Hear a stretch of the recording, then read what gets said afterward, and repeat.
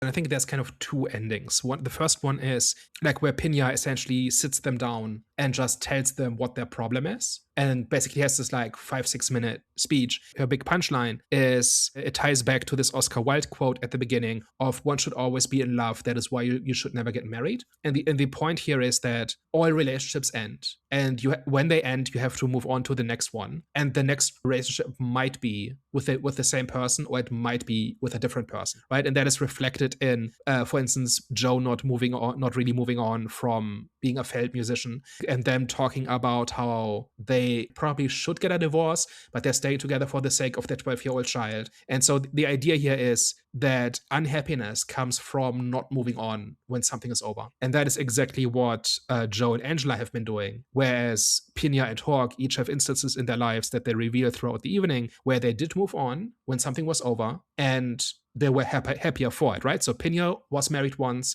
but that ended, and so she ended the relationship and moved on. And that's when she met Hawk. And Hawk, I think, lost his wife to illness, and that had an impact on him. And that is why he was no longer able to do his job as a firefighter, to the point where he got injured and almost got somebody else killed. And that is where he said, okay, I have to move on from my old relationship, and I have to let go of my calling, which is to be a firefighter, and move on and do new things. And that includes finding Pina, and it includes developing new interests, right? So Joe and Angela are unhappy because they cannot let go of things that are over. And Pina and Hawk are happy because they have been able to let go of things when they stopped existing or stopped working. And that is the kind of the big contrast between the two of them. But it felt like with Pina and Hawk, there was still some underlying issues there. That's why I thought, like, especially the Yeah. scene where they were arguing near the end. As I was watching it, I found it a little bit confusing because it seemed to muddle up the metaphor, right? Like this entire evening is a metaphor for how to handle your life, right? And how to achieve happiness and let go of unhappiness. Pina is Spanish, and so her English is good but not perfect, and she misspeaks occasionally.